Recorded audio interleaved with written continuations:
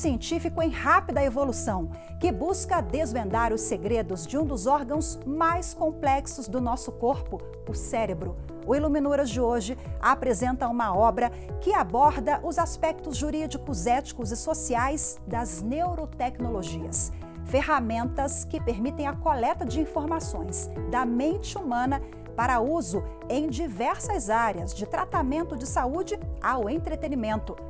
Mas a interface cérebro-computador tem trazido reflexões, como a violação de privacidade, autonomia e consentimento para a manipulação da mente humana. São questões abordadas pelo meu convidado de hoje, o professor e advogado Alisson Poça, autor do livro A Era das Neurotecnologias, o papel dos neurodireitos. Doutor Alisson Poça, seja muito bem-vindo, muito obrigada pela participação. Eu que agradeço pelo convite. Bom, antes da gente começar a explicar, o que são neurodireitos, por que o senhor resolveu se debruçar sobre esse tema, eu queria contextualizar o que significa neurotecnologias, o conceito e como elas estão presentes no nosso dia a dia e já estão? No dia a dia do cidadão comum, não, mas em alguns segmentos médicos, como, por exemplo, pessoas que usam implantes cocleares, já são considerados neurotecnologias, porque o grande desenvolvimento dessas tecnologias se deu e se dá até hoje ainda na área médica. Em termos de conceito, são aquelas tecnologias que interagem diretamente com a nossa atividade cerebral. Eles podem ser, aí existem várias diferentes classificações, então eles podem ser invasivos, como por exemplo, você fazer uma cirurgia para colocar um chip no cérebro, como o caso da Neuralink do Elon Musk, ou elas podem ser não invasivas, que são tecnologias que são dispositivos que eles captam a nossa atividade cerebral eletromagnética através de sensores não diretamente no cérebro. Os maiores exemplos são da área médica e nós no Brasil podemos nos orgulhar de ter o primeiro chute da bola na Copa do Mundo de 2014 foi feito por um jovem utilizando todo um aparato, um jovem tetraplégico que, por conta da utilização de um exoesqueleto que usa a neurotecnologia, porque ele está diretamente, se eu não me engano, ele está diretamente conectado com o sistema motor dele central, ele conseguiu dar o chute na bola. Só que o que estamos vendo, e é por isso que estamos conversando aqui, e o debate sobre neurodireitos começa a ganhar a atenção do mundo jurídico, é justamente o interesse de se comercializar em larga escala essas tecnologias no entretenimento, como a Apple, como produtoras de jogos eletrônicos estão buscando desenvolver. Hoje já existem aqueles óculos de realidade virtual e realidade mixed virtuality, que são a realidade misturada. Esse é um acessório, Mas esse acessório, por exemplo, um óculos, pode ser considerado também uma neurotecnologia? Por enquanto não, eles não interagem diretamente, mas eles já existem pesquisas envolvendo como fazer essa interação, como esses acessórios que geram essas realidades virtuais, como que elas poderiam interagir com a nossa atividade cerebral, para o uso de, para assistir filme, para escutar música, no caso da Apple, para jogar um jogo, como é que seria a experiência. Recentemente, viralizou no YouTube, por exemplo, uma streamer de jogos que ela jogou um jogo inteiro só pensando. Ela tinha um aparelho, ela comprou um aparelho de neurotecnologia em que ela conseguiu conectar no computador dela. E aí ela conseguiu jogar um jogo inteiro, bem famoso, Elden Ring o nome. Ela jogou o jogo inteiro só com o pensamento dela. Quer dizer, a tecnologia pode manipular o pensamento. Aí nós começamos a entrar nas grandes discussões sobre riscos. Essas tecnologias, quando elas interagem diretamente com a atividade cerebral, elas estão só decodificando ou pode haver uma volta? pode haver uma interferência dessa tecnologia no nosso pensamento. Foi para responder esse tipo de pergunta que o senhor se debruçou nessa pesquisa. Conta para a gente como e por que esse assunto entrou no seu radar. Eu gosto muito de contar essa história porque ela envolve um grande professor brasileiro que infelizmente faleceu há 2 anos, que era o professor Danilo Doneda, um grande nome da área do direito e tecnologia, não só no Brasil, na área internacional. Ele foi um dos responsáveis pelo Marco Civil da Internet, ele foi um dos responsáveis pela Lei Geral de Proteção de Dados. Eu cheguei para ele, precisava escolher minha dissertação de mestrado, cheguei para ele e falei: professor, há 20 anos atrás o senhor previu que o tema do futuro no Brasil seria a proteção de dados. Qual que é o tema para os próximos 20 anos? E ele falou: Alisson, neurotecnologias e neurodireitos. Fui ler, gostei muito. É uma área completamente inexplorada ainda do ponto de vista jurídico. Existem alguns, no contexto internacional, existem alguns artigos, algumas pesquisas, alguns pesquisadores, mas muito ainda é desenvolvido do ponto de vista de pesquisadores da área da bioética ou da área médica. E do ponto de vista de juristas, o pessoal ainda não está olhando, não estava pelo menos, olhando muito para isso. Até que o Chile, em 2021, colocou na sua Constituição atual neurodireitos como um direito fundamental. Você acha que abre caminhos para o debate na América Latina e no mundo, principalmente aqui no nosso quintal, né?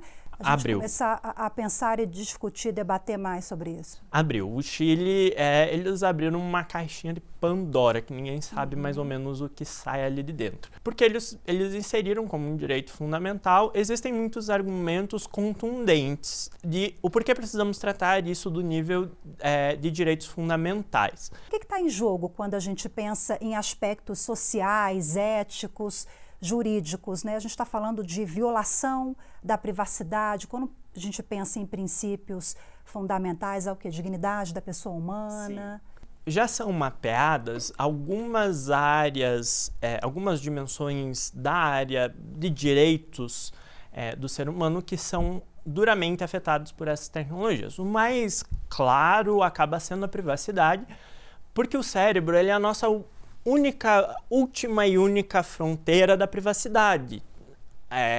Enquanto o celular ele identifica padrões de comportamento, os smartphones, as redes sociais, eles identificam padrões de comportamento nosso que nós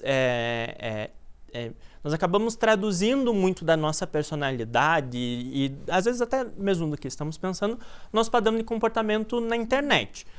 Mas aqui demanda que nós pegamos o celular e digitamos, etc. Agora, as neurotecnologias, elas não precisam disso. Elas só precisam que a gente pense. E o pensamento não é algo que a gente controla muitas vezes. Então, ela é a nossa... a fronteira do pensamento é a última fronteira da nossa privacidade. E, de repente, surgem tecnologias que elas começam a interagir diretamente com a nossa atividade cerebral e talvez elas possam entrar nesse nível de identificar o que estamos pensando. A gente está entrando na ficção científica, mas... Já é realidade, pelo menos em laboratório. Exato. Porque alguns artigos internacionais a favor de neurodireitos citam um caso de estudo em laboratório em que algumas pessoas com chips implantados, elas foram induzidas a pensar na senha bancária delas. E, através do dispositivo, conseguiu-se decodificar quais eram os números da senha bancária. Começamos a poder falar, talvez, em leitura de mentes, nesse nível. Em tecnologia, a gente sempre tem que ter em mente que sempre vai ter uma empresa envolvida. Então, sempre vai ter um órgão, uma entidade, uma instituição, que o foco dela, às vezes, não é o mesmo foco do ser humano no nosso melhor interesse. Muitas vezes, o interesse dela, de todas as empresas, sempre vai ser o lucro. Então, esses embates, eles começam a aparecer. Os riscos, eles começam a surgir desse embate de diferentes interesses. Mas existe um caso que me chocou muito, que é o caso de uma empresa que ela desenvolvia verdadeiros olhos biônicos. Para pessoas que perderam a visão, elas, por N motivos, elas podiam implementar que é realmente um dispositivo eletrônico que funciona como um olho. Assim, a pessoa passava a enxergar por meio dessa tecnologia? Passava a enxergar por meio dessa tecnologia, porque esse dispositivo eletrônico fazia interação com a atividade do cérebro responsável por decodificar os sinais da nossa visão. E aí a empresa faliu, ela fechou. E isso foi assim, amplamente noticiado por jornais, etc., no mundo inteiro. Essa empresa fechou e as pessoas que precisavam da manutenção começaram a perder a visão delas. Porque conforme esses dispositivos parava de funcionar por um problema ou outro, eles não têm mais o suporte da empresa, porque a empresa faliu e fechou, e ninguém mais tem o conhecimento técnico, e aí entram as questões da patente, por exemplo, as patentes disso, e que é muito discutido na área de saúde, na área farmacêutica, são as patentes. No caso, agora vamos falar sobre patentes de tecnologia envolvendo esses dispositivos para a área médica. E aí essas pessoas estão passando gradativamente a perder a visão delas. Então nós temos aqui também um risco envolvendo o nosso próprio direito ao nosso próprio corpo humano, que também é um direito fundamental. A nossa integridade física. Como é que se alinha direitos que são fundamentais com interesses comerciais? Porque a gente não está falando de direito do consumidor, né? Uma empresa que rompeu. Isso vai além, porque a gente está falando de saúde, nesse caso, de vida nesse caso, né? Exato. E vamos ter as discussões sobre direito do consumidor também, quando dispositivos com foco em entretenimento chegarem a um mercado consumidor massificado. O nosso direito do consumidor, ele vai ser aplicável, não vai ser aplicável? Quais que são as regras? Esses aparelhos. E aqui é o primeiro caso um caso judicial envolvendo neurodireitos no Chile que chegou à Corte Constitucional deles. Uma pessoa importou um desses aparelhos de neurotecnologia e esse aparelho ela comprou pela internet e foi barrado lá, parece que foi barrado na alfândega deles. O que foi decidido pela corte é que, olha, apesar de ser um aparelho adquirido por uma pessoa privada para fins de consumo, agora, especificamente eu não lembro se era para fins de entretenimento ou se era médico. Esse aparelho ele não precisava passar pelo órgão responsável por avaliações de dispositivos médicos, que no Brasil a Anvisa faz muito esse trabalho. Então, lá se decidiu que precisava passar. Temos essas discussões também. Quando esses aparelhos começarem a chegar como dispositivos de entretenimento... Qual é o órgão que vai estar Nós vamos precisar ter um órgão de controle em relação a isso. Mas esse debate antes, para prevenir, já para se precaver sobre o problema futuro é importantíssimo, né? E é algo que no Brasil nós não temos ainda. Talvez se eu adquirir um desses equipamentos pela internet para jogar um jogo como essa streamer famosa fez, essa influenciadora, talvez eu consiga. E nós temos ali todos esses debates assim envolvidos. Enquanto essa menina estava jogando, a empresa provavelmente estava tendo acesso a toda a atividade cerebral dela. E ela não é uma empresa médica, porque ela é uma empresa de dispositivos focado no consumo. Quer dizer, entretenimento. Tem tanta coisa envolvida, né? E às vezes elas aparecem juntas, né? No problema. Doutora Alice, a conversa está ótima, mas eu vou pedir licença para a gente fazer uma breve pausa, um intervalo rápido e já voltamos a conversar. A seguir, no próximo bloco, a gente vai falar sobre os desafios para a regulamentação dessa matéria que envolve a tutela do nosso pensamento, da nossa mente. Assunto para daqui a pouquinho. Voltamos já.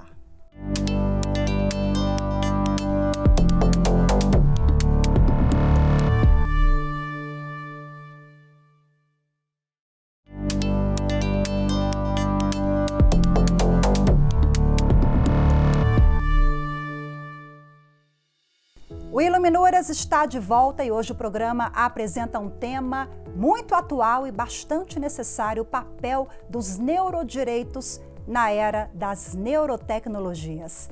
Ao meu lado, o mestre em Direito, professor, Dr. Alisson Poça. Vamos voltar à nossa conversa aqui.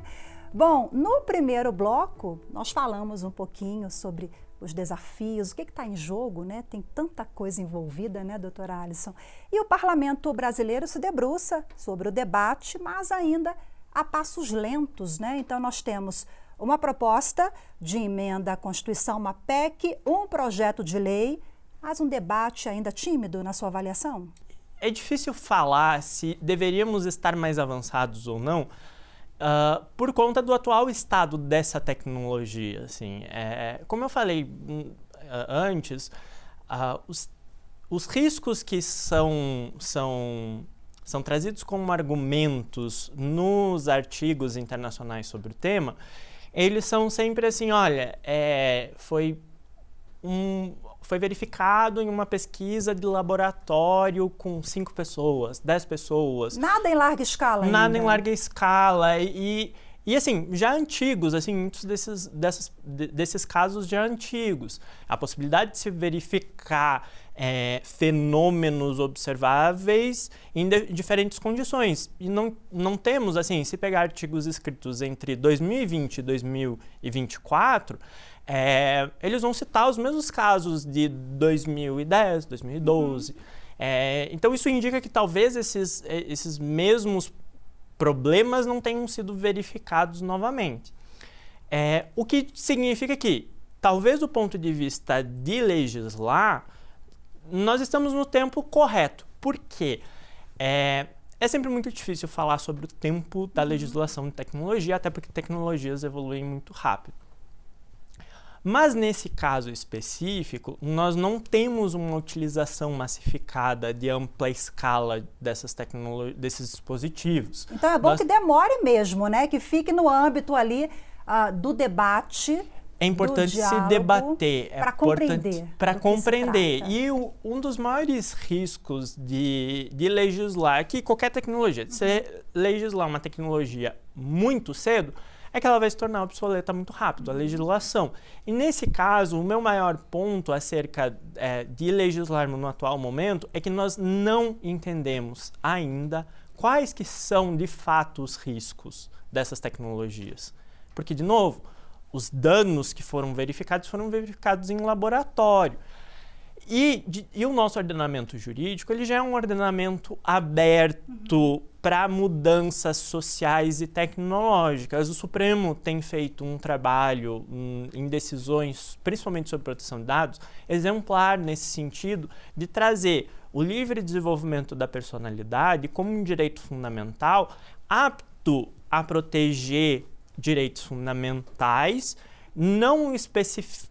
que não são específicos, que ainda não existem, que ainda não possuem uma autonomia e uma dimensão bem delimitada acerca dele, mas que consegue proteger contra os danos. Então, talvez a necessidade de corrermos com uma regulação para essa tecnologia, que ela ainda é muito específica para áreas muito especializadas como a área médica, talvez não seja a melhor estratégia regulatória, mas é importante a discussão, o acompanhamento. A comunidade jurídica precisa estar acompanhando esse desenvolvimento tecnológico, a gente precisa estar acompanhando os desenvolvimentos dos sistemas jurídicos nacionais e internacionais, porque tecnologias elas são mais efetivamente reguladas quando existe um certo consenso internacional sobre como se regular. Vide a questão da proteção de dados. Agora, correr com uma PEC, um PL, inserir isso dentro de um código civil, eu já acho que talvez não seja a melhor estratégia. Até pensando aqui na defesa de interesses do próprio cidadão, pelo motivo de que, se legislarmos algo que não vai se tornar realidade, danos e riscos que não vão se concretizar e não vão passar muito longe de serem realidade, e deixarmos esferas de danos que vão ser verificáveis de fato, o cidadão não vai ter a proteção necessária. É interessante que a regulação ela se dê no tempo necessário e na medida necessária, em relação àquilo que se mapeia de riscos e danos possíveis. Vou aproveitar aqui a fala do senhor para fazer uma observação a respeito do que está sendo debatido no parlamento, daí a importância, né, de um diálogo e com todos os atores envolvidos, uma comissão de juristas também seria muito importante, porque, salvo engano, em uma das matérias que estão sendo discutidas, há um debate ali em torno de tecnologias, de redes sociais, como elas influenciam no nosso comportamento, em hábitos de consumo, por exemplo.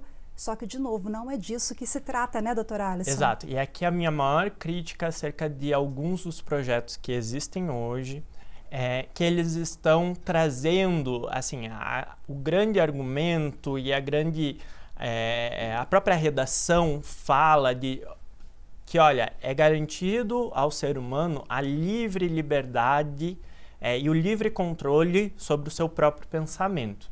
Então, os neurodireitos estão sendo traduzidos mais ou menos nisso, por conta principalmente dessa preocupação de que as nanotecnologias vão interagir diretamente com nossa atividade cerebral e, em último caso, talvez até no nosso pensamento. O problema é que a própria economia comportamental e áreas do próprio marketing, enfim, eles se desenvolveram em cima de comportamentos humanos que são nada mais, nada menos do que pensamentos, muitas vezes.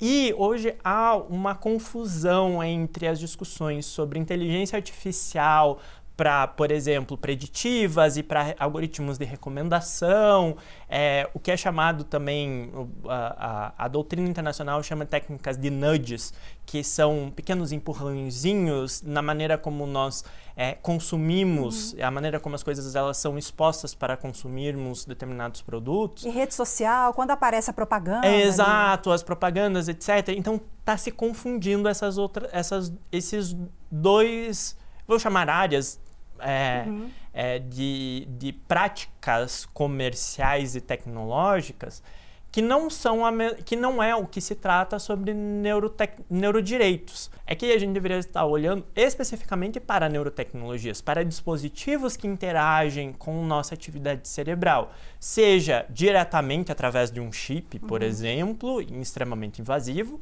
ou não invasivo, mas que acaba interagindo com os nossos dados cerebrais, a nossa frequência, etc., como são